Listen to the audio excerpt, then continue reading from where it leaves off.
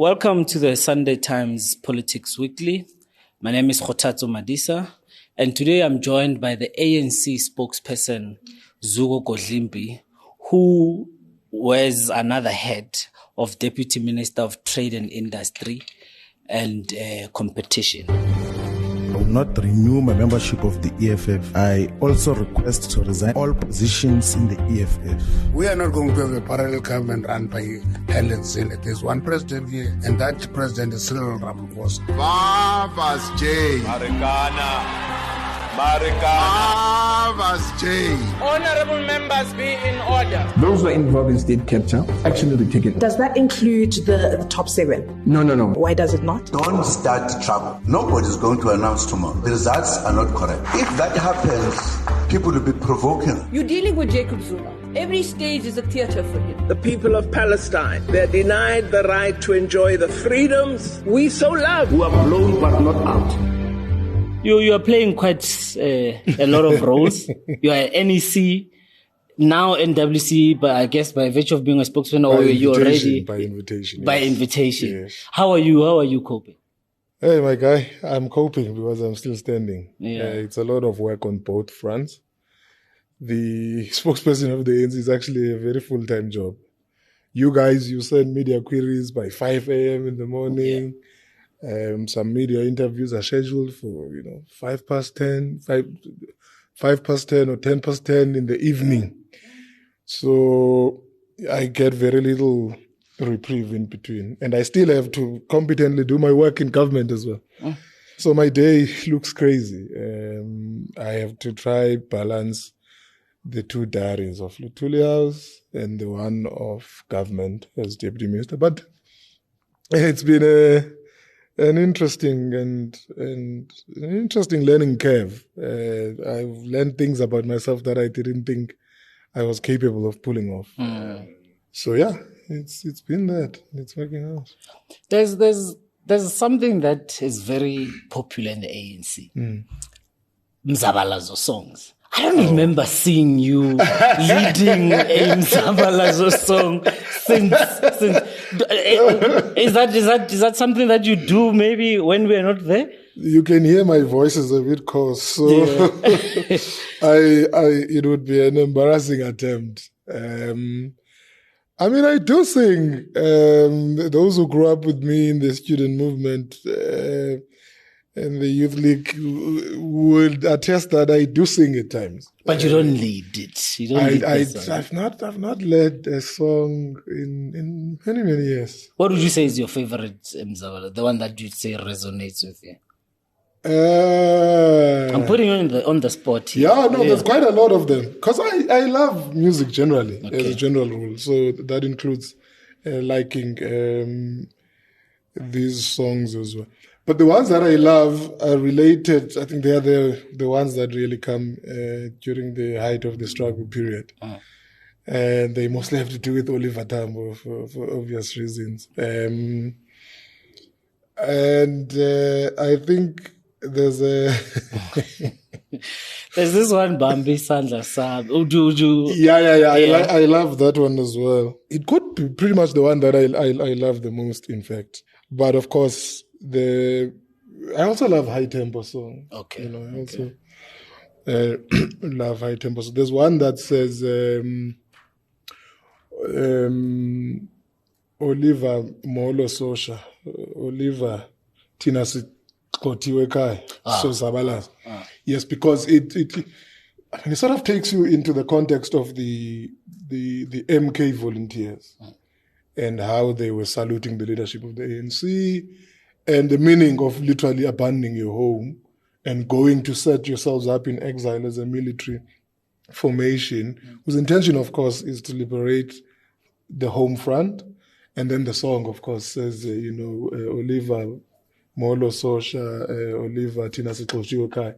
So although some of them were not literally expelled by decree of the law, but the situation literally forced them to abandon home.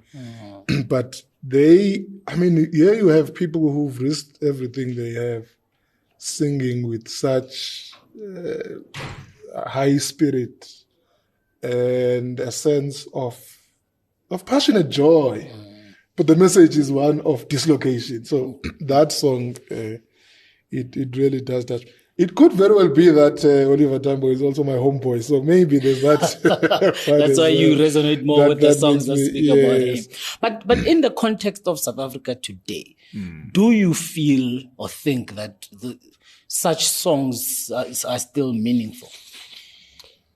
I think they are as a canon of memory and a way for us to constantly remember that what we have is a product of huge sacrifices that we almost know nothing about. And therefore, through the medium of the songs as an art form, it's also then, a library of these feelings that I'm talking about. I wasn't there in 1961, I wasn't there in 76, but when you listen to particular songs that those who were there were singing, it sort of almost takes you into the moment, in the context of their time, and probably to one way or the other feel some of the things that they were feeling. But there is also then the question that because songs and all art reflects the struggles of the moment and the feelings of that moment, we should also be producing new songs. That are reflective of where we are, so that we could record for future generations an understanding of the political and social anxieties of present-day South Africa.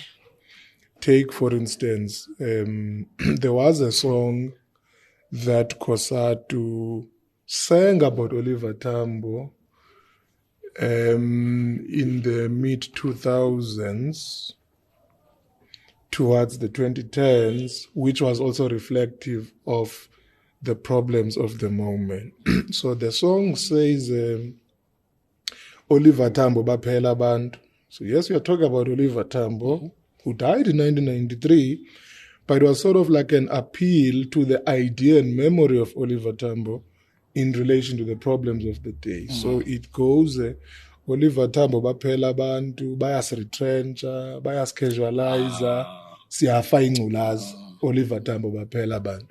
And in that way, you are taking the politics and struggles of the day and you are locating them to this heritage of struggle that is personified by Oliver Tambo, because you are then saying there was a promise of democracy and freedom that was exemplified by Oliver Tambo. What would be the ethics of a post-apartheid South Africa? So there were those expectations. And then that feeling of neglect, abandonment that the workers were feeling is then articulated in song by appealing to Oliver Tambo's memory. Whatever you think about the politics of that, but the fact that it is registered in song then tells you about the importance of art in capturing, the dynamics of the day. So as I talk about the song now, I actually do realize that actually the politics of the period 2000 to at least 2010 were essentially about the treatment action campaign for expanded access to antiretroviral treatment. It was about resisting the casualization of the labor market. It was about pushing back against retrenchments as, especially around the 2008 global financial crisis when the economy was being decimated. Then the song registers that. So that's the importance of songs. Of songs. Yes. You then move post 2010. Sure. The party itself starts, losing support one way or the other. Sure. Even the people who you want to attract into the movement, the younger generations, can't resonate with these old songs. So perhaps it's something that you guys should have done to say, okay, maybe let's create new songs that can help us even attract these youngsters. Because someone who's in university doing first, second year now, if you say to them, you are singing a song that, that resonates with the period of 76, they don't know what you're talking about. Sure, but you can still, that's the nice thing about struggle songs. You can keep the structure of the song and just sort of re-articulate the substance of it. So what goes into the lyrics. Let's take the Fuse Must Fall period. I mean, most of the songs that were sung there were songs that came from the old canon, but the messaging in the songs was reflective of the Fuse Must Fall problems that they were dealing with, you know. So the problem is not so much the structure of the song or the tempo of the song or the tenor of the song. It's more about what contemporary problem are you articulating through this song. So regardless of age, people know their problems. If someone were to, we've now passed load shedding, so I can make an example about load shedding. If someone were to take a song, even if you take the song that says, Sabashia bazaleka yasavu mazangena gumanya mazu, it might not make sense to, a person now, but if you take the same structure of the song and change the lyrics, and you talk about load shedding, everybody who was affected by load shedding would suddenly say, I can sing that song because it conveys my message. But just also to say that songs emerge in the context of struggle. Songs usually emerge from those who are engaged in an effort to bring about social change, whether it's through a strike action, or a protest, or a sit-in, or whatever.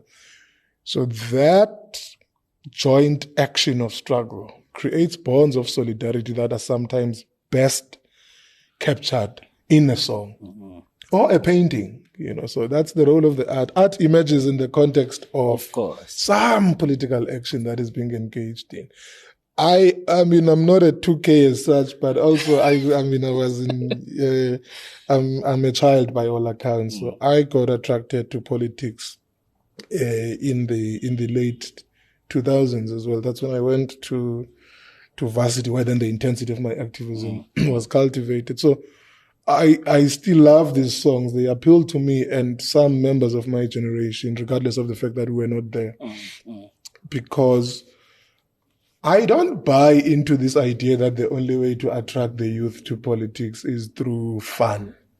Okay. It's not true. Because that's why I wanted to go around what attracted you. Yes. As you say, you're not necessarily 2K, but you are young. But I'm young. What would have attracted you to ANC, and where can you trace your love? My love for this for politics in general, but for politics of the African National Congress. If you are saying it wasn't through fun, and no, it wasn't through fun, and I think it's to suggest that, because young people are quite dynamic. We can engage in protest action during the day and go clubbing at night.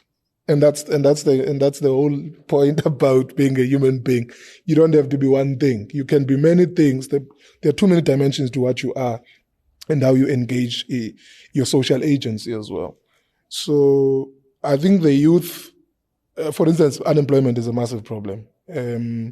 So young people can easily be brought into political action around campaigns related to solving the unemployment problem. Although young people do drink, they also recognize the negative impact of alcoholism when it goes to that level. The problem of crime in communities is associated with drug abuse. The youth is very much aware. They are both victims and perpetrators of violent discourses. So they are keenly aware. They could easily be drawn into politics if there are campaigns that are around those issues. So what happened with me? How did I end up in politics? It's a curious thing to pinpoint when and how, but I do recognize that being born around the transition period means that we grew up in a setting where the domineering personality of President Nelson Mandela was a thing that you couldn't escape. Yeah. And so I do suspect that could be the first drawing card, that it's Nelson Mandela and ANC are almost one all the same thing in how they are represented. But there was also, if you watch the news and you are curious enough as a kid, you then get to hear some of the things that are being spoken about South Africa's transition and so on, and what that means and what tasks lie ahead for the country to make it a better world in which all of us can pursue all manner of opportunities regardless of race and so on.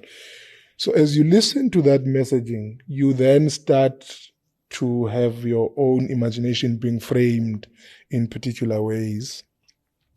So I was attracted into politics, I think the one moment that shocked my senses the most was when the innocence of the ANC's leadership was broken. What am I talking about? The ANC had been a coherent political idea in public imagination until the run-up to the 2007 Bulelani Conference. Of course.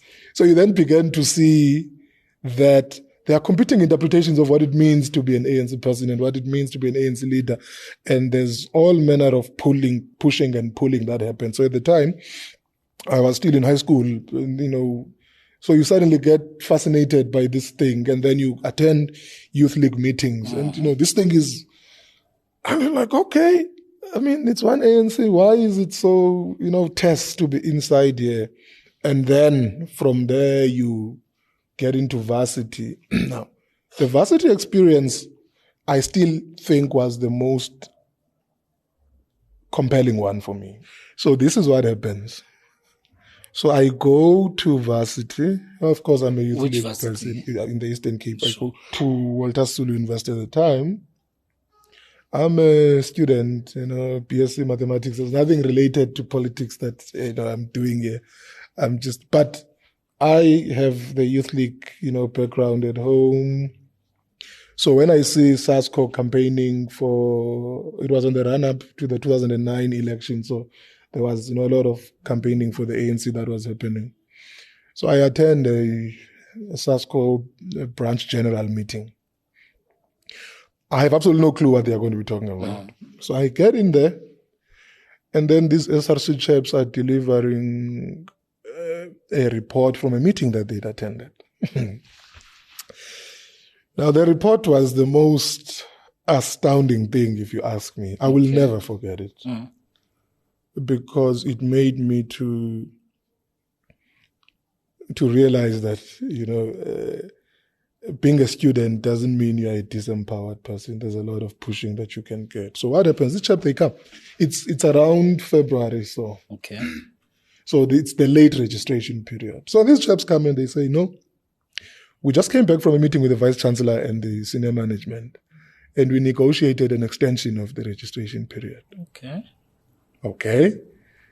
So these guys negotiated an extension of registration. Okay, fine. They then say, we also then tabled something that was referred to as special cases around registration. What are these? Special cases are people who have debts. So returning students with debts. These guys have negotiated that these returning students must be allowed to register. Okay. How much could these debts be? The chaps say, we've negotiated with management that those who owe 10,000 rands and have registration money for this year must be allowed to register without settling the previous debt. Sure. Okay. We've negotiated that those who owe 20,000 rands must.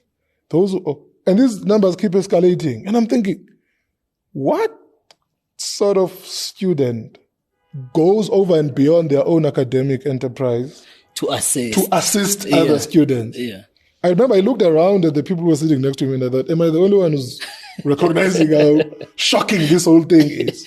So that basically told me that there's an entire community. Of course, this is a hall. This is an auditorium full of folks who all seem to be committed to the welfare of others, not just themselves. I thought, okay, I could join this community. This is something that I would pretty much want to do. In fact, it was the first time I dealt with ANC politics in a way that was that directly involved. That was, because remember, I was young, so even around local government campaigns of 2006, I was just a kid who's, I didn't really deal with substantive issues, but here I am now. I'm listening to people who are literally detailing life-changing interventions. Because they also spoke about those who are due for graduation, who are going to graduate but they have debts. They still have debt. So basically say, let's get them to be allowed to register, but they can sign an acknowledgement of debt, get their certificates, go look for a job, and then get into an arrangement with the university to repay. I think that for me was the most, I remember I'm hardly 17 at the time, I'm just a 16-year-old boy, so it's like, this is amazing. the sort of thing that you have to get involved in. So at a most basic level, that's how I got into this. And then from there, the rest is history. Because once I applied myself into an understanding of the dynamics of higher education, and SASCO has this thing that it says that higher education, so the university campus is a microcosm of society, which means whatever structural fault lines of exclusion are prevalent in a university campus, it's reflective of the broader trends in society. So the students who are sitting with this pile of debt are coming from a particular social class. All of them are rural people, poor people, ill-prepared even by the high school system, getting to university. So when you are looking at the high failure rate, it's not the deficiencies of the person, but rather the entire pipeline that prepared them to get into here. So that a student who comes from an impoverished background in the poor school is likely to fail. So the propensity of failure is higher for those ones than those who come from well-off high school. So you then get to basically interface with class dynamics playing themselves out in a university campus, with racial dynamics playing themselves out in a university campus, because social class formation in South Africa reflects racial dynamics as well. If you are black, you are likely to be coming from a poor rural or a rural home, or from a working class township environment. And if you are white, your reality is completely different. And therefore, the education resources that you're exposed to are reflective of that background, and that therefore the struggles that must play out on campus take the same tone and tenor as the struggles that are playing out in broader society. From there, I threw myself heart and soul in radical literature. By the end of the year, I was known as, even the opposition party people used to, when they talk to me, they used to say, "Hey, Marxist, how are you?" Because that's how deep I had gone into the thing. So, Oh, okay. So this is now in the Eastern Cape. Yes.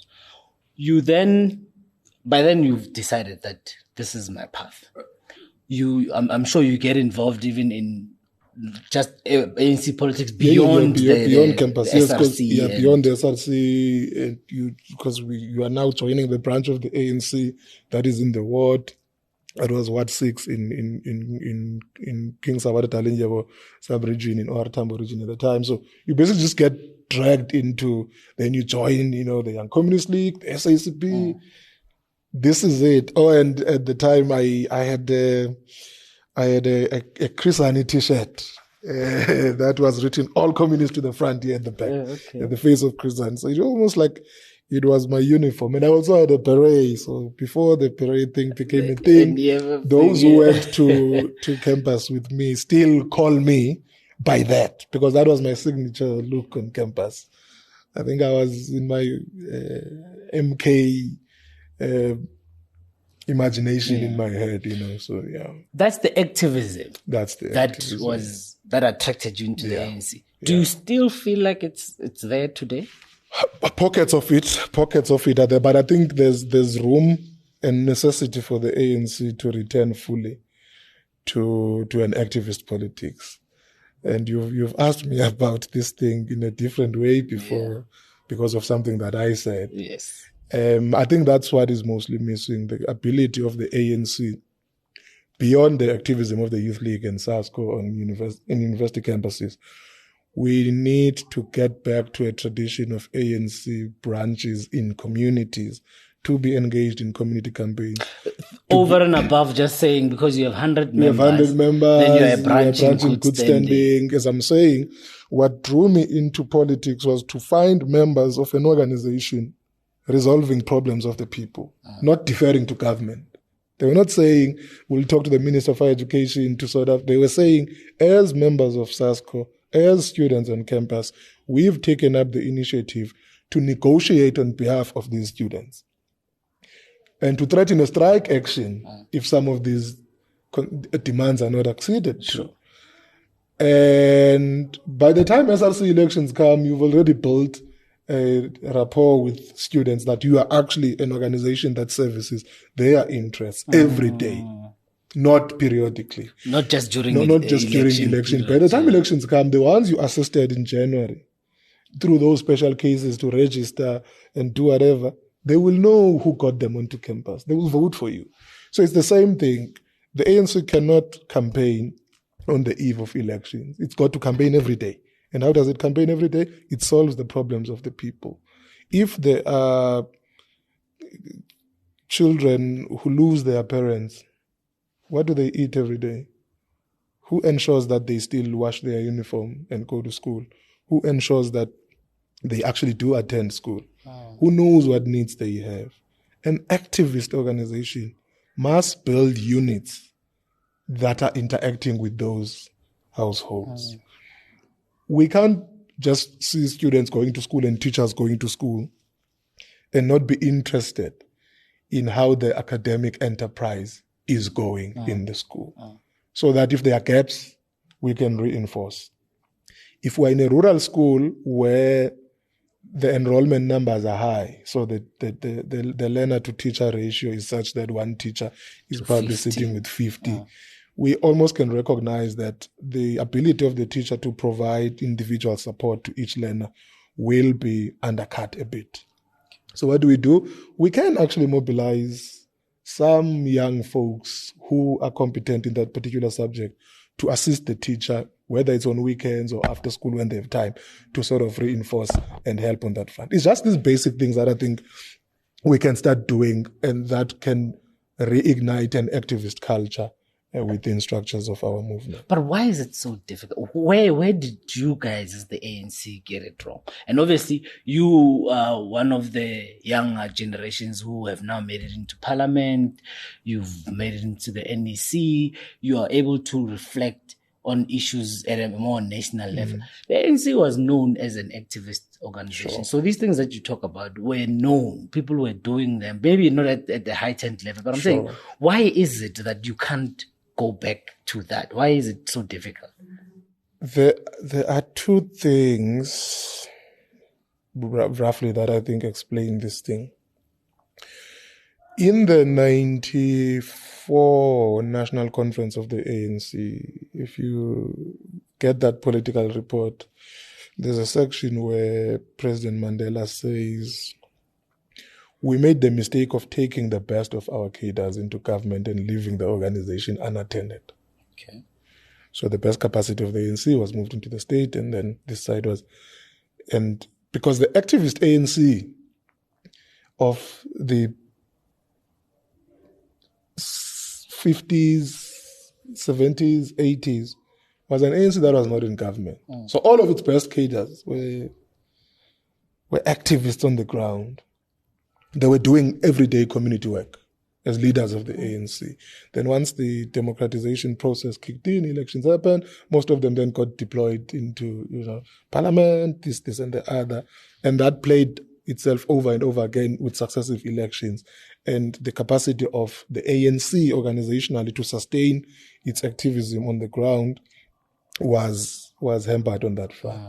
But also I think the ANC overstated or overestimated the ability of transferring its activist personality into the state. So that you can have an activist ANC in the state and no longer necessarily having the need to do the activism on the part of the organization. And I don't think it was anyone's particular fault. It's just the things that you recognize after some time. That, maybe over time we lost this and the other. Now, here's the thing about organizations.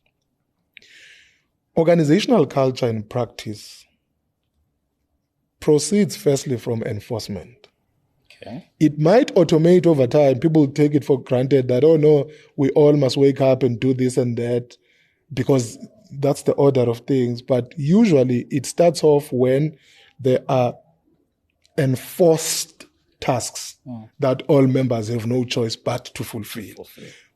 So they start off as enforcement until they become the norm. So part of the problem is that we've pulled back on the enforcement front. There is no enforcement, strict enforcement, that says for you to be a recognized structure of the ANC, you must perform these activist tasks. It's this thing that you were teasing me about from that old video that circulated. Sure. The idea is that because the tendency has been to run the organization on the basis of membership statistics to determine its life, there has been no incentive or coercive instrument that forces people to go beyond the membership statistics. That is why a renewed ANC needs to start at the base level by enforcing an ethics of activism, by setting how do you minimum enforce? standards. How do you make sure that It's that there enforcement in the happens? constitution of the ANC. Okay. Rule 23 of the ANC constitution, especially Rule 23.6, explains what a branch executive committee of the ANC ought to be doing. And Rule 23.8 elaborates more. Just that over time, the ANC just pretended as if that rule doesn't exist. Because the rule says a branch executive committee of the ANC must meet bi-weekly. Okay. And it tells you what they must do. They must prepare reports for community meetings. Why? Because bi-monthly they should be convening community meetings. Not the ward councillor. The ANC branch executive committee. So a branch executive committee of the ANC that does not call a community meeting is already in violation of the ANC constitution. A branch executive committee that does not meet bi-weekly or fortnightly is in violation of the ANC constitution. But sometimes these branches don't know because it's not part of the membership guidelines that we send to them. To say when we assess the functionality of our structures, we'll be looking at their compliance with Rule 23 of the ANC constitution. Now, of course, Rule 23 sets the bare minimum of what a functional branch should be. But you want to go over and above. The guidelines must take you over and above. They must specify what are these community and service delivery issues that we want to talk about. Let's take now. We've dealt with load shedding, but we know that the greatest problem is load reduction. And what is one of the driving forces for that? It's illegal connections to transformers in townships. In the spirit of Rule 23, we should be saying all pieces of the ANC should run community campaigns to engage the communities to pull back from these illegal disconnections and educate them on what this means. But will that not give you another problem? I understand what you're saying, but people would say, because there's no jobs, we build back rooms in our yards so that we can get a little bit more something every month to cater for our family. Now, if you're saying it's illegal, therefore you need to disconnect, how do you then incentivize? And that's what the process of struggle helps you with, KG. You have to talk to the people, because sometimes you say, no, they are doing illegal things, because you're not interacting with them to understand the underlying cause of them acting in that way. So it means if you have that conversation with them and they bring this argument to you that we're supplementing our household income by building back rooms, they are now forcing you to have realistic conversations about your local economic development strategy at that level of the seat. What are the patterns that are informing unemployment in our locality? Is it because we have a low rate of education, low levels of education, people don't have post-matric qualification, or you find that they actually do have post-matric qualifications, but there's just no local industries. So that helps the ANC to then realistically build a campaign that responds to that thing. So you can start off entering on a campaign of electricity, and you come out with a program that is related to economic development, because that's what you got. But if you don't talk to the people, you will stand on a mountaintop and just go to town about illegal connections without understanding the underlying causes that leads them to do that. But does the ANC still see itself as that it's your role to do that, especially given the results for the 2024 national and provincial elections? Do you still believe it's your role to take up those discussions and those interventions? Now more than ever. These elections communicated quite categorically what the ANC has to do if it is to keep itself alive as an organization. It has to get back to conversation with the people every day. It has to prove itself as an organization capable of solving problems of the people every day and not come back once in 5 years or not come back once in 2.5 years between local government elections and general election. It has to do this thing all the time. And the organization cannot afford to defer to government and say the only people who must do things are what councillors or the MMCs and what. Those people in government must be reinforcing work that you are doing all the time. But also how you hold them accountable must be on the basis of a rolling program of action. It must be easy to say a lazy ward councillor or a lazy mayor because they are not positively reinforcing the work that the ANC is doing. But when the ANC is moribund and not doing anything, you can't tell what standard you are setting for a ward councillor to judge whether they are doing their work or not.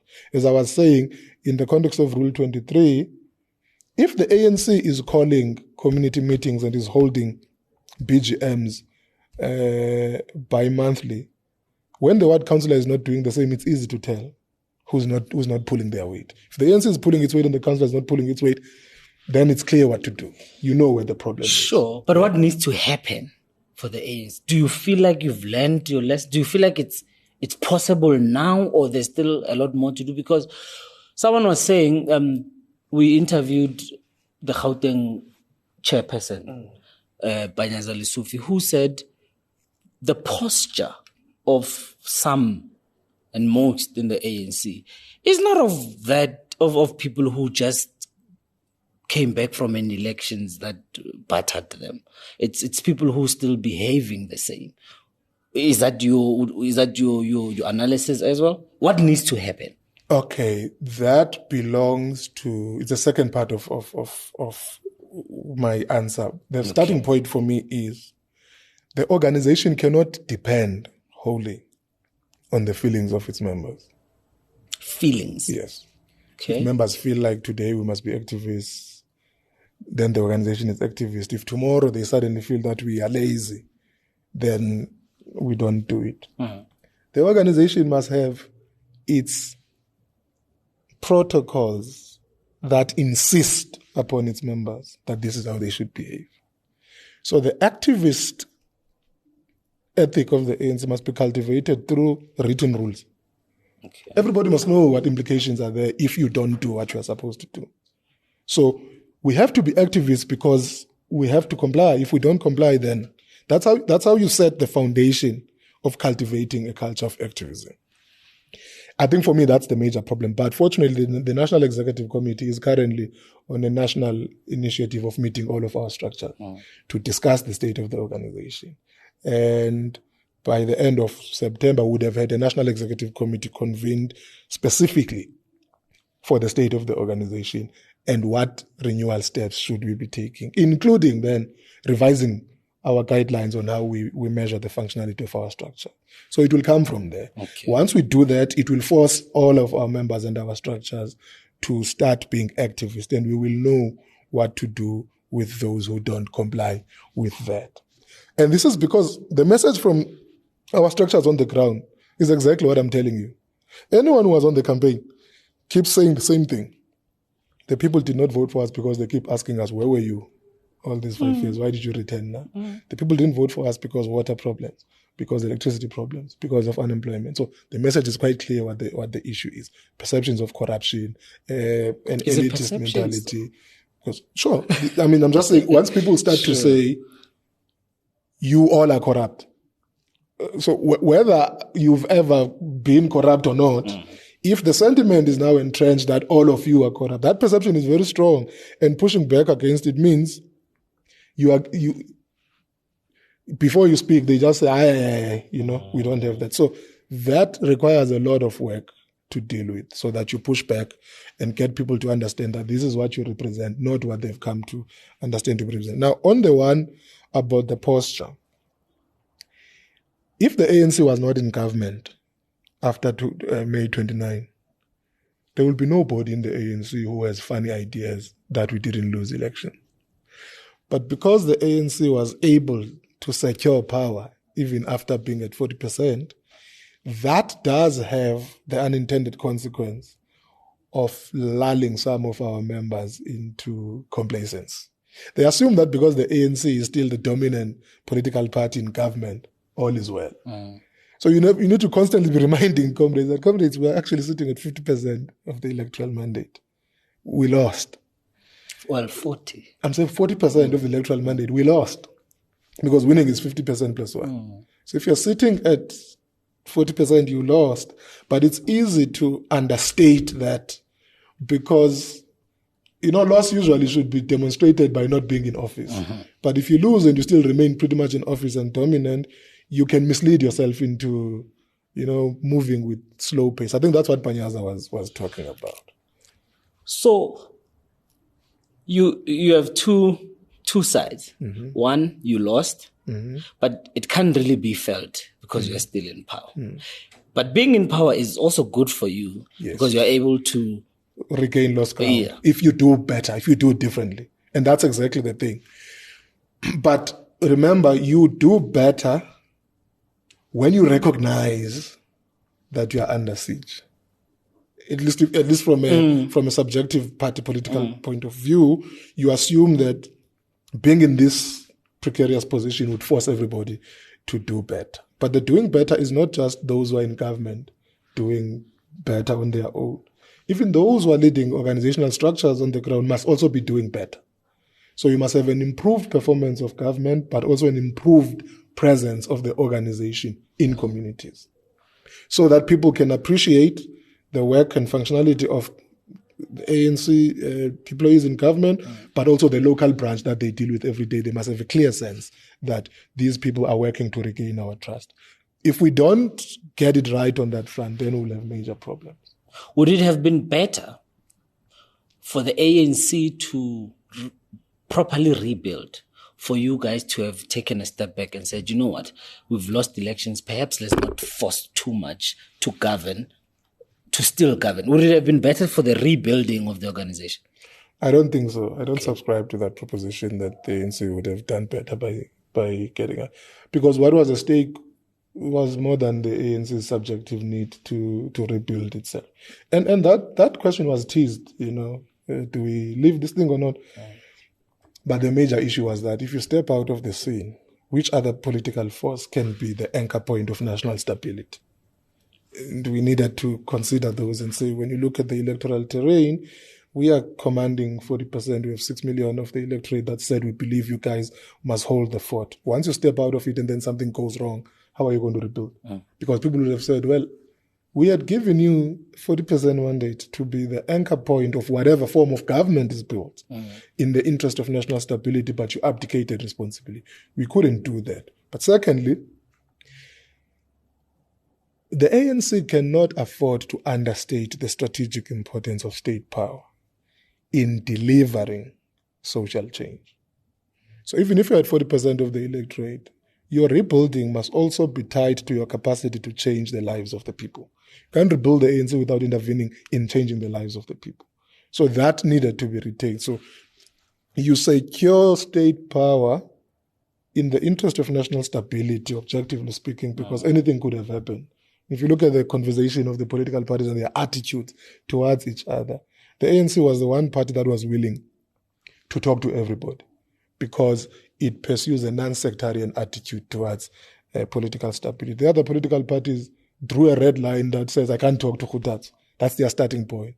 So pull the ANC out of the equation and then you are left with people who don't want to have a conversation with each other. Where would South Africa be today? Nobody knows.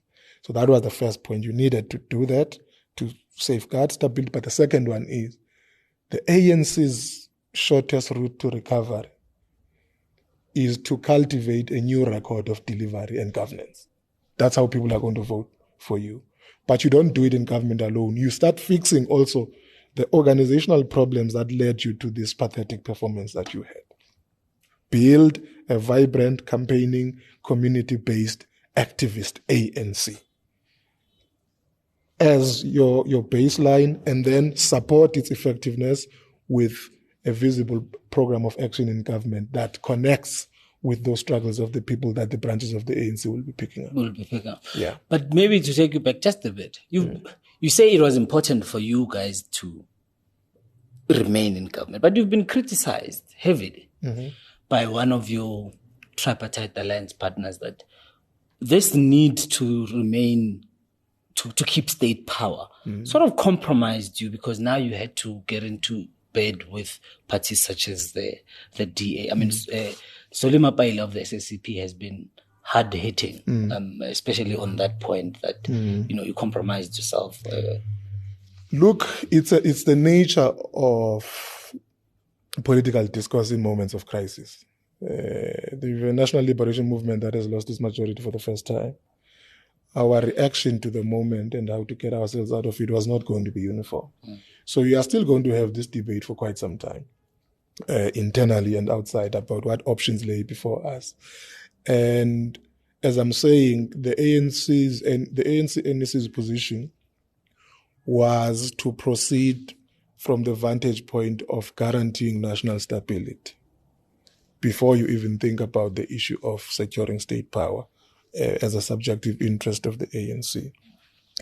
And the idea was that you've got to get all political parties to be mature enough to negotiate a stability agreement about the need for government to be formed as quickly as possible and as broadly inclusive as possible. Okay.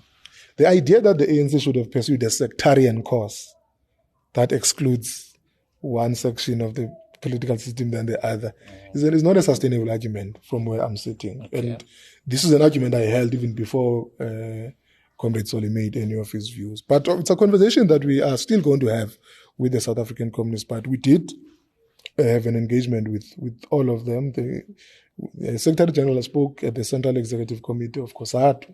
The Secretary General spoke at the Central Committee of the SACP, and I was with him on that one. Makura was with him at the COSATU meeting, where essentially he outlined the strategic thinking of the NEC of the ANC. And these presentations were broadly well received, but it doesn't mean then, discourse is shut down. We will still continue engaging with them to canvass our points about how we understand the moment, how we understand the tactical choices that lay before us, and what considerations were the most primary over others.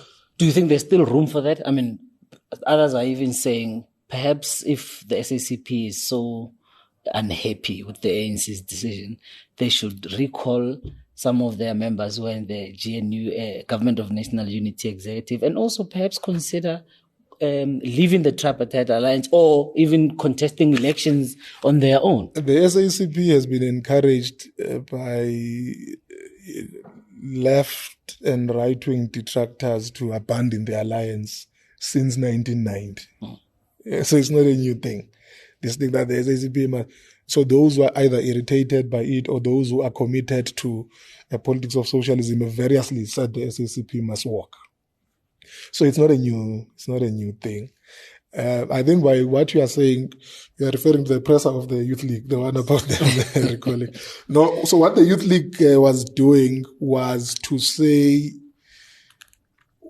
as far as we are concerned, all of us are in this together. We need to find a collective way of making this thing work. And you will have to sustain your argument by demonstrating your unhappiness by taking this action. It was not so much an invitation for them to do it, but it was a polemical problematizing of the argument. That why would you believe that all of us combined would be outmaneuvered by 6 people? If we have party cadres in government, we have ANC cadres in government, we have COSATU cadres in government, how can they be bamboozled by 6 people? Because the concern seems to be about 6 ministers of one political party in a cabinet of 32. In what world is 24 outmaneuvered by 6? What is this anxiety that you have about these people? So that's the militant course that the Youth League took in addressing the matter. But it's still consistent with the ANC's overall attitude that says, we don't believe that being in a broad GNU with 10 political parties, we must dramatize the power of one party, especially if that party is not even a numerical majority by any account. So that's the take that the Youth League, it's always good. The Youth League's approach is to rattle the cage so that the conversation can be driven to its militant potentialities. Then all of us can walk back and say, okay. We hear the Youth League. Look, this is the space that we're in. But from where we are sitting, Comrade Soli is holding the line of the General Secretary of the party, and the party must have a militant attitude and political question. We will still debate the issue with them. There will be an Alliance Secretariat meeting and an Alliance Political Council where these issues will be ventilated. More than the form of the GNU must be the issue of how do we sustain a progressive agenda as reflected in the ANC manifesto within the contested terrain of the GNU. And that's where the party is also going to provide us with valuable insights on how best to approach the issue. So where you are sitting right now, they are well within their rights to be raising these issues in the manner that they are. We can debate the manner of how they are raising them, but the party cannot be asked not to raise its views. It has never happened. It will never happen. I think the Secretary General also raised this thing when he was commenting on the matter, including in the press conference that we had. No.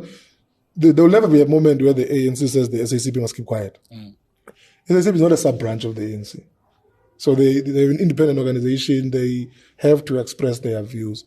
It doesn't mean we will always agree with them or the manner in which they raise the issues.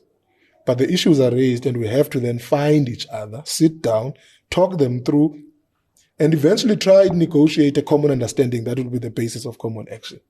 That is what we want to do with them. Of course, in a highly sensational media environment, you guys, you love it when alliance partners seem to be engaged on a public brawl. And that's what then dramatizes the discourse. But it's par for the course. I can go to an SACP conference or a COSATU conference on behalf of the ANC and raise critical views about them inside. It does happen, and they will not inherently be offended.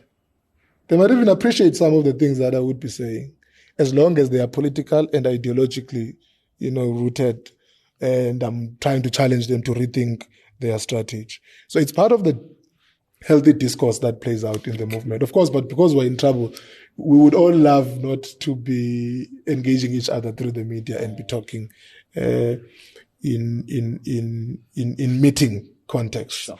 And that's what we're still going to do. Rest assured, I don't think by December there will be any story to write about the SACP and the ANC not agreeing on the issue of the GNU. I think by then the matter would be properly settled and we would all be working together well. Yeah. So what people say is that they're looking at this in the aspect of the question that keeps coming, that is the ANC dying? Is this, this chat, this talking over each other, does it really speak to the ANC perhaps dying? What would you say to someone who comes to you and says? So one of my favorite presidents of the ANC is President A.P. Xuma. The ANC constitution we have now is an elaboration of the template that he designed. So the ANC that has a National Working Committee, a full-time Secretary General, provinces, structured the way they are, is a Xuma invention. Okay. He worked on it with Bram Fisher, who was a lawyer, because Xuma was a medical doctor. He probably didn't have the language of how constitutions must sound. But Xuma was elected president of the ANC when the ANC had been proclaimed dead after a disastrous period of the 1930s during the reign of President Pixley Isaac Seme. The ANC was quite decimated. In fact, when you read the record, membership fees were not paid up. Even the subscribed members were very, very low. In fact, even the Secretary General of the ANC, Reverend Canon James Talata, had almost given up on this thing that it could even be revived, And President A.P. Xuma then came with some major organizational reforms. That is why I'm very much a fan of organizational reform, really, that the organization there must be a redesign on how the organization functions, not rhetorically, but by changing the text of enforcement. Because that's what Xuma then did. Redesigned a new constitution, engaged in a nationwide traveling to engage prominent former leaders of the ANC, to re-encourage them to come back to the ANC. And one of the major things they did after that was to work towards the African Claims Charter of 1943. Because then the issue was, so we're rebuilding this ANC on the basis of what major program? And then the African Claims Charter became that binding framework. And there was the All Africa Convention as well that he initiated the establishment of, because he needed to now start to demonstrate an ANC that is activist in orientation, that is responding to pressing challenges. And just to say that the African Claims Charter, incidentally, was not in itself a response to any major domestic thing. Okay. It was actually a response to the Atlantic Charter so basically the organization that is the precursor of the United Nations. Okay. So they respond to that in order to build a uniting program of action for activists in South Africa. And that then sets the whole thing in motion. And what does he do? He then blesses the formation of the ANC Youth League in 1944. So what does that represent? The birth of the Youth League as part of the organs of the ANC is another example of organizational renewal, because you are now building new structures whose intention is to reconnect you with a particular social base that you need to mobilize. The fact that the Youth League in 1949 then is the one that led the charge against him doesn't take away that it actually is a reflection of his own genius in the theory of organizational development and redesign.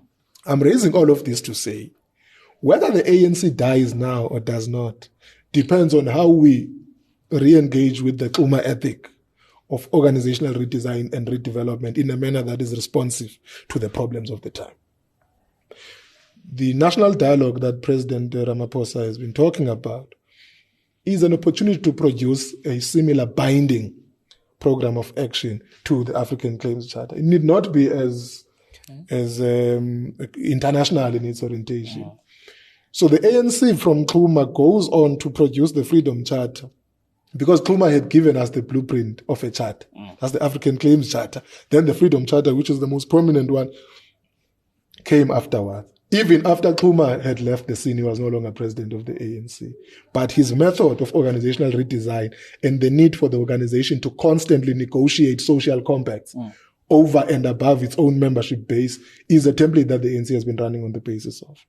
And if we get back into that tradition of how to recalibrate the ANC when it is almost dying, we'll get it right. But if we behave as if all is well, we just sit back and continue with life as usual, there are ministers in government, there are elected leaders, but we're greatly disconnected from society, and we don't recognize that some of the ways in which we are organized have got to change in order for us to better engage with society, and that there's a need to regenerate a uniting vision on how to build a better South Africa. And that some form of social compact, whether it's called a national dialogue or whatever, it has got to be supported, and the ANC must play a leading role in convincing society that this thing is important.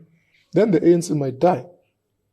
So the short of it is that the ANC might die or live depending on what it chooses to do. On the question of its reform. Its reform, yes. And do you think it's possible? It's possible. The conversations we're having are pointing to the fact that it's possible. Everybody, even if some people are doing it for fear of loss of state power, so be it. As long as they're going to come to the party and we all agree that let's rebuild the ANC in a manner that reconnects it with the people and gets the ANC to regenerate a vision that the people can buy into, and the ANC can improve its efficiency and regain its ethical high ground on how it conducts itself, and how it conducts the affairs of state. We need to do that. If we don't do it, then there will be no reason for people to to recommit themselves to this thing. So people recommit themselves to a vision that is actionable. And we must demonstrate to them by acting every day in our branches, in our regions, in our provincial conduct, in the conduct of the National Executive Committee and how it communicates with South Africa and demonstrates an understanding of the major problems that the people of South Africa are faced with. As we wrap up. Sure. So there was someone who said, are you worried that you are inheriting a dying party? So it goes back to this conversation. Sure. And someone answered for you. Another one said, how do you say they're inheriting? You're speaking in future terms. They're already leaders now. Inside. But I mean, the question is there. You're in the NEC now, but you obviously see yourself somewhere, perhaps even within the ANC. But you would be inheriting. You are there now. You'd be inheriting a party that, is a 40%, if it goes even lower, a 30%, even a 20%. But does that keep you up at night? Definitely, it keeps me and all of us up at night. But as I'm saying, the Xuma experience is also quite instructive. He didn't inherit an ANC of Josiah Gumede or Sfago Makgato that was broadly popular and strong, or of Sam himself that he inherited. He inherited an ANC that was on its knees. That provided him with an opportunity to emerge as one of the greatest leaders South Africa has ever seen, because he took the initiative to set the ANC on a course of renewal and rebirth. That's the challenge that history has unfortunately imposed on us who got elected in 2022 when the ANC was about to lose its majority in 2024. But the signs had been there that the ANC would lose its majority if it doesn't change course. We'd been screaming about it for a long time, even when we were still in the youth league as very, very young, hardly 20, We already were writing about this thing. In fact, I do remember that in 2014, we wrote a discussion document for the Youth League National Congress, which actually predicted that the ANC would lose elections. I remember the former Deputy Secretary General, Umam Jesse, was not very happy with us for that. She was saying, where do you get off writing about somebody was saying, no, but DSG, we're not saying the ANC is going to lose. As a matter of fact, we're saying it's going to lose if it doesn't do 1, 2, 3, 4, 5. By the way, that's the discussion document that first introduced the branch in good standing issue. It was earlier. So we literally tested out that idea about an inventory of building an activist branch of the ANC. But that has not happened. That's what I'm saying. So it's 10 years later now. So we called it 10 years ago in the Youth League that it would happen. It has happened 10 years later. Why? Because the ANC has not been moving on that. So it's quite clear that the ANC has got to do something if it is to rescue itself from electoral decline. But if it does not change course, then it won't do much. That's why I'm saying the Xuma example is instructive, because we know that the ANC has been rescued from the brink of collapse before by organizational redesign. In fact, 1969, the ANC faces a similar problem, because after the Rivonia arrests and the unbanning and then the banning of the ANC sort of struggled to rebuild its structures and rebuild a strategic approach to how it will conduct the struggle. It had the 1967 Honey Memorandum was a product of that, to say we need to change course or we're doomed to die.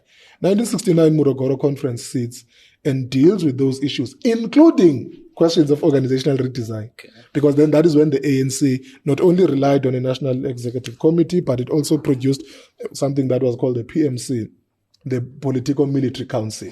It also produced the RC, the Revolutionary Council, and all manner of other, structural reforms that the ANC undertook to redesign itself, to respond to the terrain of exile, and to better coordinate its work. And that is how it was able over time to regain its upper hand as the most dominant liberation movement in the South African struggle. It was from a precipice of collapse as well. So it's not as though the ANC has not had these periods, but the key is, those of us who are the current leadership and membership of the ANC, are we able to learn any lessons from those previous instances where the ANC found itself in a similar position. And what do we do? Of course, in the current context of being a democratic society in government with an electoral cycle that comes every 2.5 years. So we don't have the luxury of time. We need to move with speed, because the first test case of a renewed ANC will have to be the 2026 local government election. The first test case of whether our structures are community activist structures or not should be between now and 2026, not 2026. By the time we get to 2026, it should be on the basis of an organizational program of action that demonstrates a responsive, activist and campaigning ANC that is actively resolving the problems of the people in every locality. So that's the test. It's a challenge to us. It's not so much that we're inheriting a dying party. We are actually in a position where we can emerge in history as that generation of leaders that recalibrated the ANC. But it depends on what we do. It depends on what you do. No, thank you so much for that, Zuko, and I really appreciate the time you've given us. Maybe as a parting shot, your former president, Thabo Mbeki, speaks, I'm trying to talk about practical terms. He speaks about the step-aside resolution. Sure. And he says, people who wait until they're charged before they vacate positions, before they are in government or in the ANC, are not true ANC. Because the image of the ANC itself has been battered. And it's the elections are a result of that image. Is it something that you'd agree with, as a parting shot? I think that of course, the step-aside thing is a particular instrument of how to respond to a problem. But the general thing would be, because the ANC is standing in a very difficult position in terms of its ethical credentials in public imagination, all of us must think carefully about how our individual predicaments with the law tend to attach themselves to the integrity of the ANC as well. That's, for me, is the starting point. Whether there's a step-aside thing or not is something else. Do I want to keep on representing the ANC publicly when I have particular problems? I always say, take the example of Comrade Mike Mabuyakulu in KwaZulu-Natal. I think for me, he's probably the best example of how this thing works. So he gets charged. What does he do? He steps aside. And what happens? The court process plays out. He no longer has a case now in court. He's still our beloved Comrade Mike. The sky didn't fall, but it didn't hang in when the ANC was being associated with this thing. So on that front, I think it's an example that we can go with. So I understand the point that President Mbeki is making, that the best thing that a comrade would do would be to say, hey, okay, because my name is now being dragged and the ANC's name is also then being dragged by association, let me go deal with this thing, especially if you know that you are not guilty. You just go and deal with this thing. Whether you lose a position now or not doesn't change much, because you will come back to the life of the ANC once you've dealt with those problems. So it's a point that all of us in the ANC have got to consider. Whether or not you've been charged. Whether or not you've been charged. If something grave is such that your everyday presence puts the ANC on a back foot, it might be the best course of action to say, let me attend to this thing on my own, and then I will come back to assume my position. Is this of course the risk is this a? Is this a advice that you'd give to Minister of Justice now? Well, I wouldn't want to get into the issue of who's dealing with what, because it's a live issue.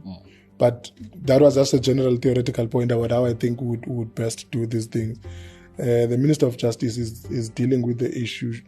She's spoken to the president, as she has announced. She was in the portfolio committee earlier today. So she is dealing with the matter. That's also better than just digging to your heels. Then she still has to then make up her mind about what the next course of action is. She did say she will deal with it. She spoke to the president. She accepted an invitation by the portfolio committee. From there, she now still needs to weigh the options as to what is the next course of action that she needs to take, including petitioning the ANC's Integrity Commission and talking to them, or the Secretary General. There are a lot of actions that we can take. She's already spoken to the SG. She's already indicated to the Integrity Commission. All of those are notable steps, but she still then needs to make up her mind about what is the best course of action going forward. No, thank you. Thank you very much.